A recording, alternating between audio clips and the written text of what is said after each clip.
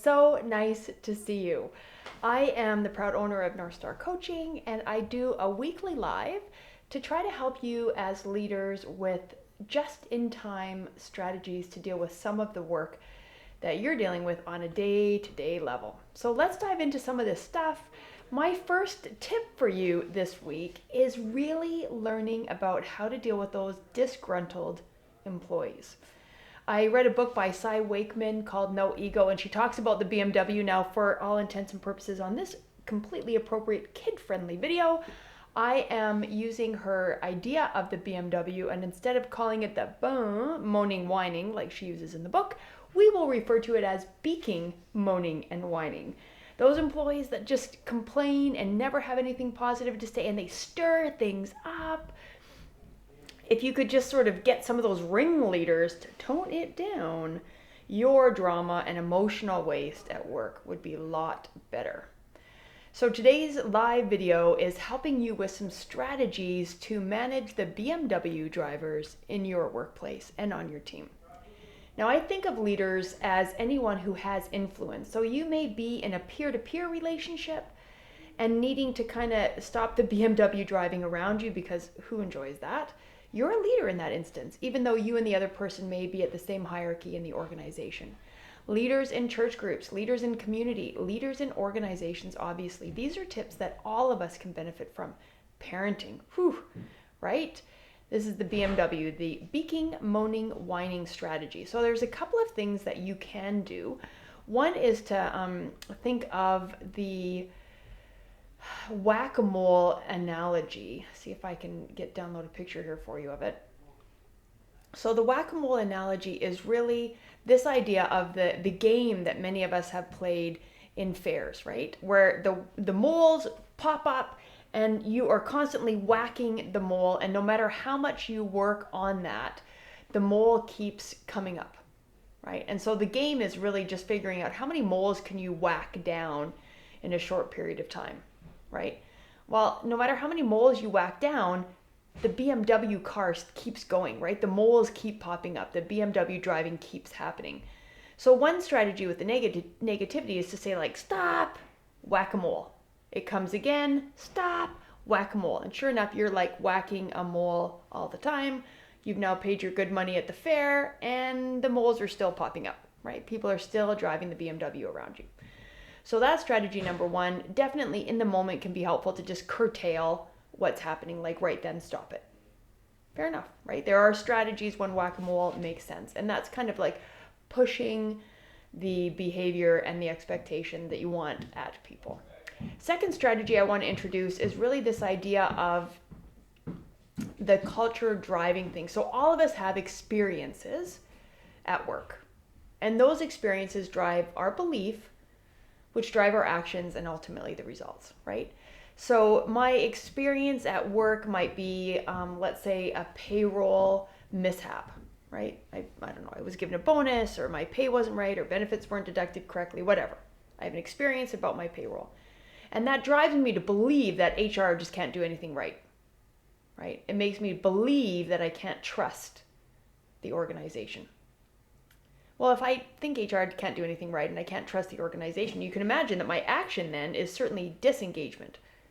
Right? I may even act and put down HR, talk to my colleagues about the mistakes they've ever had on their payroll, on and on, stubs, right? Like just action, negative, BMW. I'm going to get in that cushy BMW car and I'm going to drive it like crazy. I'm going to pick up my friends in the BMW car. I'm going to milk this negative experience. And of course, the results are not only am I negative, I'm not producing as much, I'm disengaged, but now I've got other people on board driving the BMW thinking about how negative work is.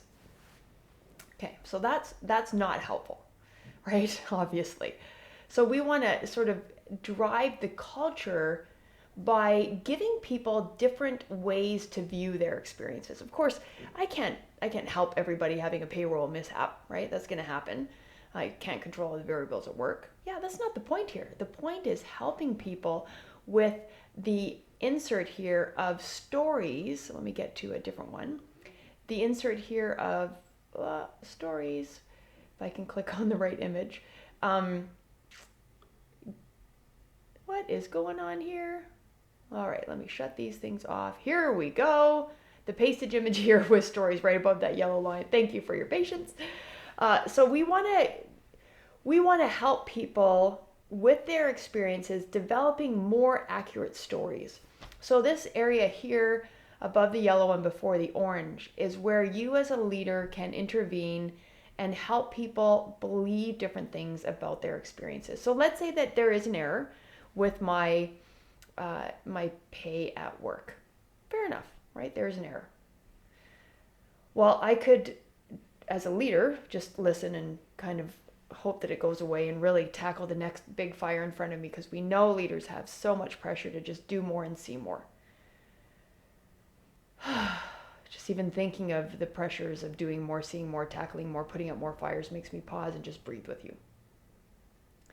When leaders take a moment to redirect how people perceive that story, then they're seeding different beliefs which have different actions and ultimately different results.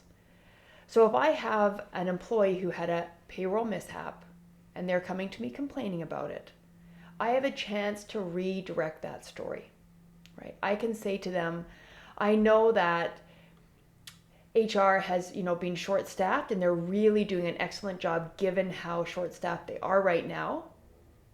It's a different belief that different from HR is dysfunctional. HR is short-staffed and really doing a great job. I know they're staying late. I've seen their car parked in the parking lot late. Give them some facts to redirect the story. You can also, in addition to facts, help people recognize, gosh, that's frustrating. I'm sure that had a financial impact. You were probably, had to maybe not pay some bills or postpone things. Like, recognize the experience and then shift the story of, I know that that's absolutely not the experience we want to have. You are in a position to really influence the impact of that kind of process error in our company. Like, you are valued. What action can you take to help HR see that this happened? Because one option for sure is I can just write a nasty email. That's not helpful, right? Empower that employee to take action based on a belief that they are valuable, that they are empowered to influence a solution. It's a very different thing than letting them drive the BMW, right? So that idea of empowering and challenging our employees to take action obviously drives different results. It gets them out of the BMW car. It reduces the emotional drama that you face all the time as leaders when you can shift how they perceive the experience. So you're not negating the experience, right? There was a payroll mishap. Yeah, that happened, right? But shifting the belief from one of like, I'm powerless, I just want to drive my BMW, to what action are you going to take? You're a smart person. You see process improvement opportunities. How are you going to promote that or bring it up with someone in ways that are going to land really well and have the other person being open to that suggestion? So we are in a position here where we can not drive BMWs. We can help other people not drive BMWs, really by getting at this idea of intervening and helping people drive stories differently than the knee-jerk one that we all naturally develop, right? So when we have experiences, we naturally have knee-jerk stories in our head about that experience. It's just the way our brain works. Everybody does this. And those stories are typically emotionally laden.